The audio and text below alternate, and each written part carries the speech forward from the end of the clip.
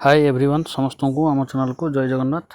तो आपण मैंने जानी जो government of Odisha higher secondary तरफ जो एटेंशन पाई जो गोदावरीश विद्यापीठ प्रोत्साहन योजना जोटा कि लैपटॉप डीबीटी स्कीम 30,000 टंका लेखाएं समस्त को मिलवार अच्छे। तेणु तापाई ऑनलाइन पोर्टल आरंभ हो जाए जो कि आप 29 तारीख रू 28 सेप्टेम्बर अक्टोबर पर्यंत 29 अगस्ट रू 28 अक्टोबर पर्यंत आप एप्लाई करेंगे।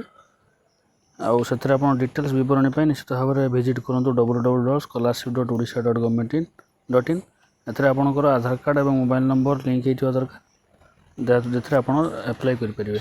नेक्स्ट आम देखा आज गवर्नमेंट ऑफ ओडिशा तरफ जो फेज 2 जो अंडर ग्रेजुएट कोर्स माने +2 जो एडमिशन रही सेल्फ फाइनेंसिंग कोर्स पुणी थे डेडलाइन स्टार्ट हो जोटा कि 2 सेप्टेम्बर आरंभ हम लास्ट डेट अच्छे और 3 सेप्टेम्बर तार एडिटिंग बा कॉमन एप्लिकेशन फॉर्म एडिटिंग देइथिबो चांस और 10 तारीख रही अलॉटमेंट हम सीट।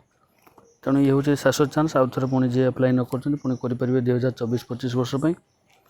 नेक्स्ट आम देखा जो रही ओडिशा पब्लिक सर्विस कमिशन बा ओपीएससी तरफ जो रही पीजीटी जो पोस्ट रही पोस्ट ग्रेजुएट टीचर तार एग्जाम कंडक्ट होची आपनकर 15 तारीख सेप्टेम्बर 15 29 सेप्टेम्बर और 6 अक्टोबर।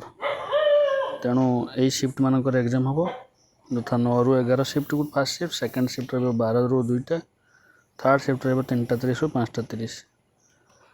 तापर रही आमर जो नवोदय विद्यालय समिति कथा कहवा नवोदय विद्यालय समिति रही जो क्लास 6 रो एडमिशन निमंते आपण एथरे अप्लाई करेंगे। लास्ट डेट रही 16/9/2024 माने सेप्टेम्बर 16 लास्ट डेट रही एवं एग्जाम डेट रही।